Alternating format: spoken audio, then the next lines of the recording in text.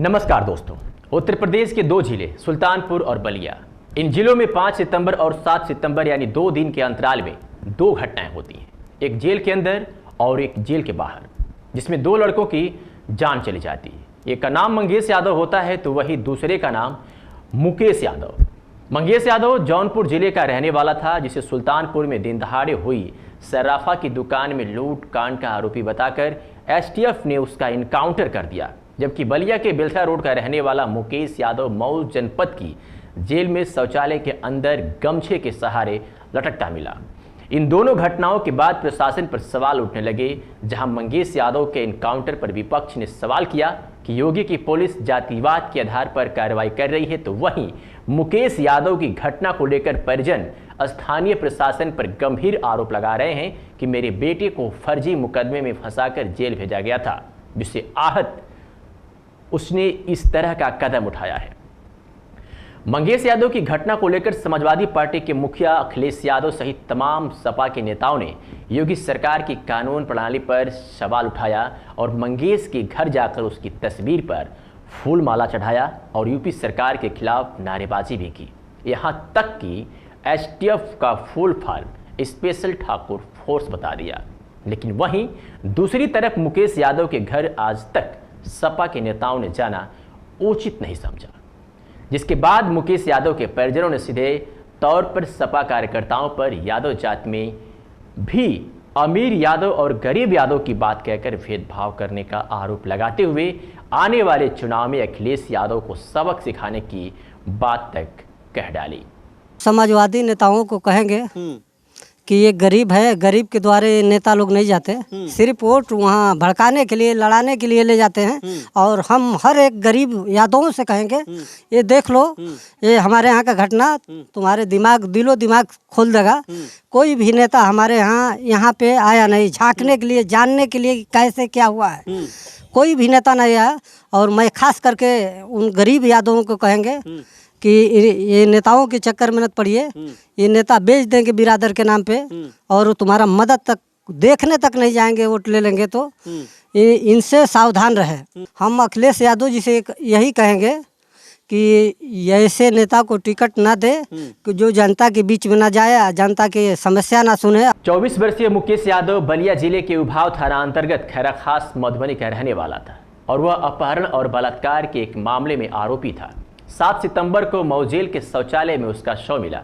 मऊ प्रशासन ने कहा कि प्रशासन प्रथम दृष्टया यह आत्महत्या लग रहा है, जांच जारी है। तो वहीं मुकेश की पत्नी बनकर घर में रह रही लड़की, जिसका नाम शोभा है, का कहना है कि वह बालिग है, मुकेश यादव के साथ मंदिर में शादी की है।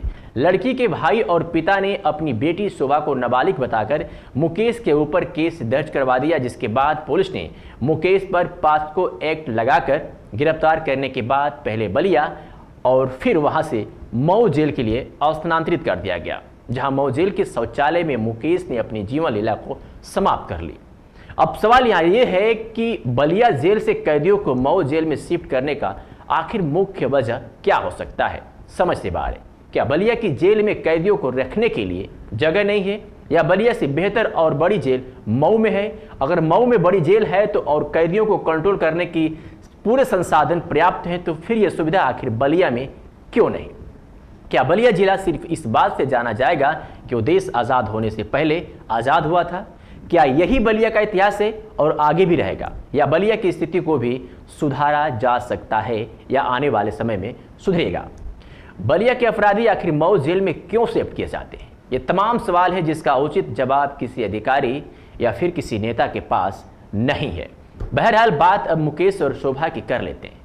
मुकेश यादव जिस ग्राम सभा का रहने वाला था, उसी ग्राम सभा की शोभा भी रहने वाली थी। अगर जाति की बात करें तो दोनों अलग अलग बिरादरी के थे। आज से लगभग 1 साल पहले दोनों में प्रेम प्रसंग हुआ और फिर शोभा ने अपने घर वालों की मर्जी के खिलाफ मुकेश से शादी कर ली। शोभा जहां खुद को बालिग बताती है और ये दावा करती है कि वह आधार कार्ड के अनुसार 23 वर्ष की है, तो वहीं मुकेश के परिजनों के अनुसार मुकेश की उम्र 24 वर्ष थी। लेकिन शोभा के परिजनों ने शोभा को नाबालिग बताकर स्थानीय थाने उभाव में मुकदमा दर्ज करा दिया और उभाव थाने की तर्ज पर पुलिस ने फटाफट कार्रवाई करते हुए उसे जेल भेज दिया। अगर सूत्रों की माने तो एक निजी विद्यालय से शोभा का एक सर्टिफिकेट बनवाया गया है जिसमें शोभा को नाबालिग दिखाया गया और उसी सर्टिफिकेट के आधार पर मुकेश को पॉक्सो एक्ट में जेल भेजा गया। अब इस मामले में एक बात गौर करने वाली है कि जब आधार कार्ड के अनुसार शोभा की उम्र 23 वर्ष है तो फिर पुलिस मुकदमा लिखते समय आधार कार्ड पर दर्शाई गई जन्मतिथि पर गौर क्यों नहीं किया? ऐसी क्या जल्दी आ गई थी कि पुलिस को कि मुकेश को फटाफट गिरफ्तार कर उसे जेल भेजना पड़ा? क्या जिस तरह से अब परिजन जांच की मांग कर रहे हैं और जांच होती है तो पुलिस किसको गलत बताएगी, आधार कार्ड को या जो खबर आ रही है कि स्कूल द्वारा बनवाए गए सर्टिफिकेट में उम्र कम है उस सर्टिफिकेट की? मुकेश यादव तो अब इस दुनिया में नहीं है, लेकिन मुकेश का बच्चा शोभा के पेट में पल रहा है। जब वह जन्म लेकर इस जहां में आएगा तो उसे इस समाज और प्रशासन के कारनामों के बारे में पता चलेगा, लेकिन ये उसे नहीं पता हो पाएगा कि मेरे बाप की मौत की असली वजह क्या हो सकती है, क्योंकि ये जांच उस दिन तक शायद जारी ही रहेगी। मृतक मुकेश की पत्नी अब सरकार से कुछ मदद मांग रही है। तो एज क्या है तुम्हारी? 23 साल। 23 साल। तो फिर तुमको नाबालिग कैसे दिखाया गया? तुमको जानकारी है? नहीं। ये बताओ, मुकेश से जब तुम मिलने गई, जेल में 2 बार मिली हो, तो मुकेश परेशान था, कोई दिक्कत थी? मिलने गई तो कुछ मुकेश से तुमसे बातचीत हुई? क्या बातचीत हुई? हाँ, हो रही थी। वो बोल रहे थे कि जैसे कि तुम हमें यहाँ से निकालो, हम पर दबाव डाला जा रहा है, हम अपनी आप को यहाँ पर सुरक्षा साबित नहीं कर रहे थे, हमें रो रो के हमसे यही बात बोल रहे थे कि हमें यहाँ जैसे भी हो निकालो यहाँ पर, जैसे हमारे साथ कभी भी कुछ भी हो सकता है। अच्छा, तो क्या उम्मीद है तुमको सरकार से? हमें यही उम्मीद है कि हमारी पूरी सरकार साथ देगी, क्योंकि हम गरीब हैं, हम लोग के पास इतना उथू नहीं है कि हम लोग जैसे किसी से लड़ सके, चाहे हम लोग अपने बच्चा का खुद के पोषण पालन कर सके, चाहे अपना पेट पालन कर सके। हमें सरकार से यही उम्मीद है कि हमारी पूरा साथ देगी। इस पूरे घटनाक्रम में जो तस्वीरें देखने को मिली, उस तस्वीर में एक भाजपा नेता छठूराम की तस्वीर भी सामने आई, लेकिन उसके बाद और किसी नेता की तस्वीर देखने को नहीं मिली। समाजवादी पार्टी का कोई भी नेता मुकेश यादव के घर जाकर मुकेश यादव की लड़ाई लड़ना तो दूर, उनके परिजनों को सांत्वना तक देना उचित नहीं समझा। तो क्या मान लिया जाए कि बलिया में कोई ऐसा समाजवादी पार्टी का नेता नहीं है जो मुकेश यादव के मामले को अखिलेश यादव तक पहुंचा सके? बलिया से समाजवादी पार्टी के नेता मंगेश यादव के मामले में मंगेश के घर जाकर जौनपुर में जिंदाबाद और मुर्दाबाद के नारे लगा सकते हैं, तो आखिर मुकेश यादव के मामले में उसके घर जाकर इस दुख की घड़ी में शामिल क्यों नहीं हो सकते? कहीं ऐसा तो नहीं कि मुकेश यादव किसी से मोहब्बत करके यादव समाज को बदनाम कर दिया है और मंगेश यादव ऐसा कुछ नहीं किया था? लेकिन सरकारी आंकड़े कहते हैं कि मंगेश यादव भी एक तरह का अपराधी ही था। फिर एक ही प्रदेश में, एक ही जात में समाजवादी नेताओं की कैसी राजनीति?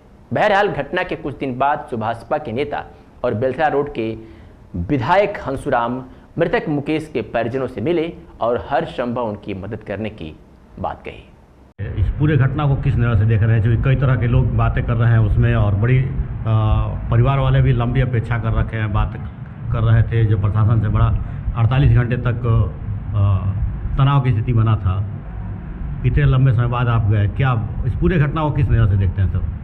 देखिए, मैं आज उस परिवार से मिला हूँ, उसमें संबंधित जो प्रभावित लड़की है उससे भी मेरी वार्ता हुई है और लड़के के पिता से भी वार्ता हुई है। घटना बहुत ही दर्दनाक है, अफसोसजनक है।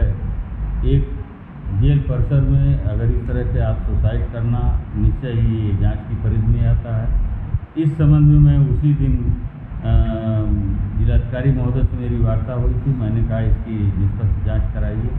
जिलाधिकारी महोदय ने उसी समय आश्वासन दिया था कि हम डिस्ट्रिक्ट जज, जिला जज से हम इसकी जांच कराएंगे और उसमें जो भी दोषी होगा, अगर ऐसा कुछ आता है तो उस पर कार्रवाई होगी। रह गई बात कि आज मेरी मानवीय संवेदना की बात थी, मैं उस परिवार से मिला, उस परिवार के दुख दर्द को समझा और जाना। उन लोगों की मांग थी कि एक आवासीय पट्टा जो है मृतक की जो परिवार है उसको दिया जाना चाहिए। मैंने कहा कि वो क्राइटेरिया में आती है, वीडियो भी थे, एक आवासीय पट्टा उसको आवास के लिए दिया जाएगा। कुछ लोग कृषि के लिए ज़मीन चाहते हैं, उसके लिए भी वहाँ पर चिन्हित करके वो अगर कृषि योग्य भूमि है तो वह दिया जाएगा। साथ ही वो राशन कार्ड की उन्होंने मांग किया, राशन कार्ड भी बनेगा। और वो नौकरी की बात कर रहे हैं, तो नौकरी तो आजकल बड़ी ही कठिन है, नौकरी नहीं लग सकती, लेकिन आउटसोर्सिंग के आधार पर मैंने आश्वासन दिया है कि मैं जिलाधिकारी महोदय से अथवा किसी भी फोरम पर बात करके कोशिश करूंगा कि आउटसोर्सिंग से उनको कोई जॉब मिले। आप अपने क्षेत्र में हुई घटना पे पीड़ित परिवार से आप मिले हैं, क्या आपको नहीं लगता कि इस पूरी घटना में, चूँकि जेल परिसर में घटना हुआ, तो सरकार को इसकी जिम्मेदारी लेनी चाहिए और पूरी मदद आगे बढ़ के करना चाहिए? देखिए, जेल परिसर में उसकी मृत्यु होना ये निश्चय ही एक मैंने बताया कि जांच का विषय है। इसमें अब जिम्मेदारी का वो लेना है कि सुसाइड किया तो सुसाइड किस आधार पर किया, क्यों किया और कैसे उस स्तर पर पहुंचा, वो बहुत सुरक्षित जगह होती है। तो यह एक जांच का विषय है। जब वो जांच होगी तो उसमें सारे तथ्य अपने आप सामने आ जाएंगे। दोस्तों, पूरी खबर को लेकर के आपकी क्या राय है, कमेंट करके जरूर बताइएगा। नमस्कार।